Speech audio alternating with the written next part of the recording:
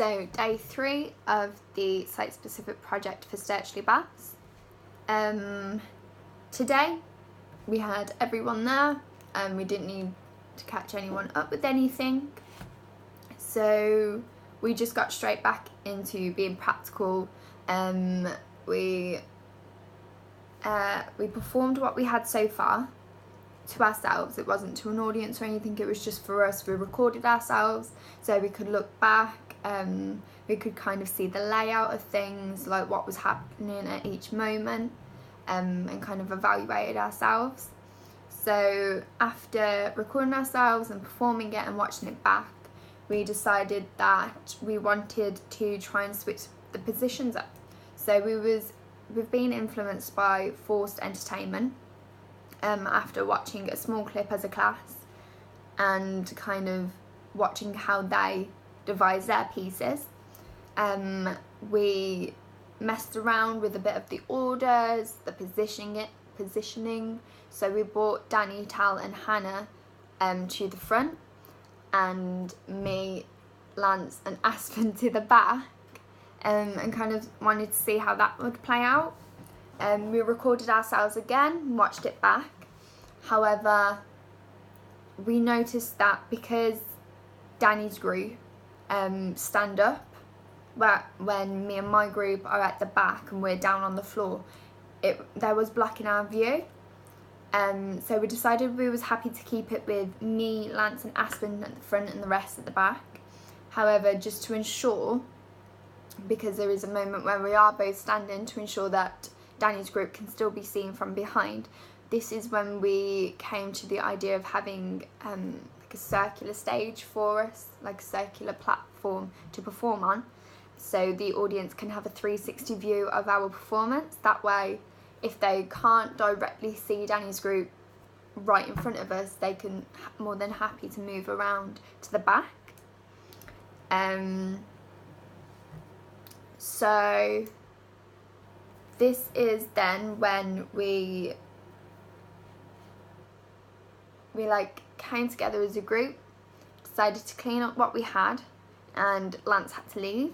So by this point we had no Lance when we decided we wanted to continue on with our sequence and see where else we could take it. So, but because we was all on the same wavelength of that we wanted to collab back together as one big group, he understood where we was going to, let's say. So as a group we decided on adding a small lift. This lift is, I wouldn't say it's more of a lift, more of a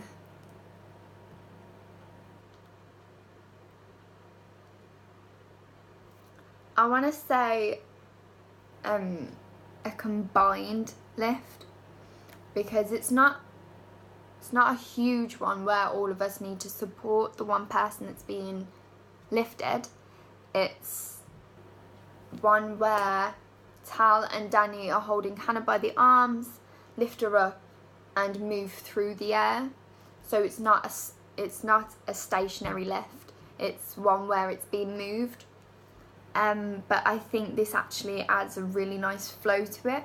So we actually like the idea of having Hannah kind of symbolise the wave that comes crashing past me and Aspen, and we then combine into their group.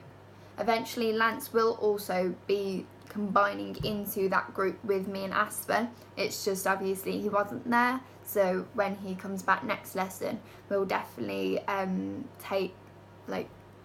figure out how he can run out.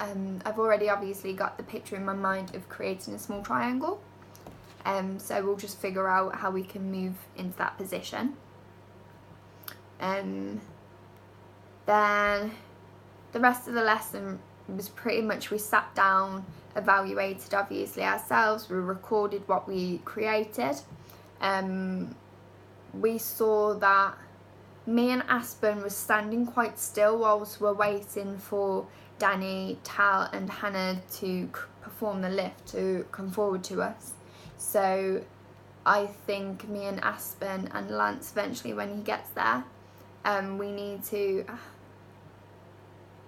kind of think about something that we can do just so it doesn't look like a long pause for us. It's not a drastic point where the audience are going to get lost and be like, have they forgotten something? It's not like that at all.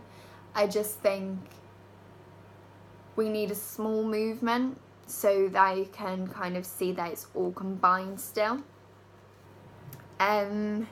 So in our chit chat we discussed also the interaction with the audience that we'd like to have.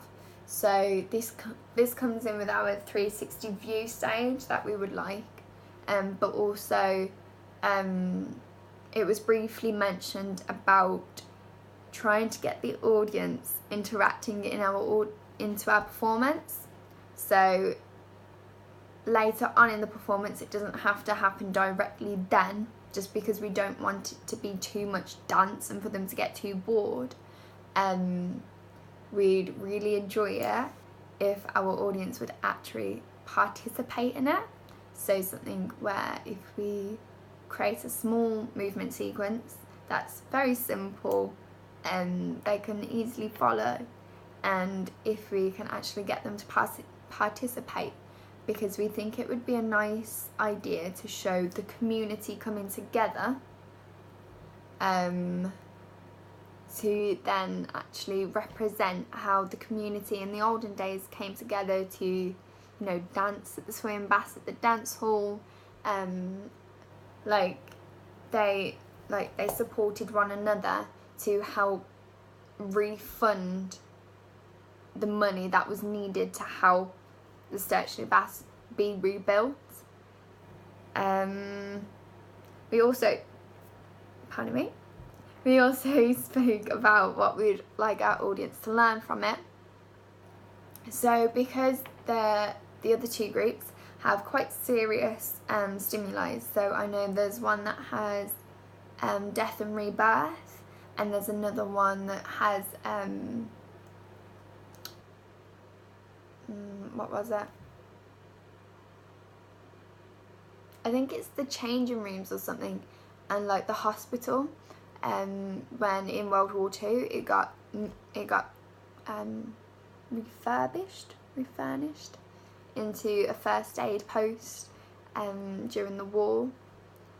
So because they're quite serious, well, could be taken as quite serious stimuli, we wanted something a bit more fun and lively. So we'll kind of see where we can go with that, but we don't want it to be childlike.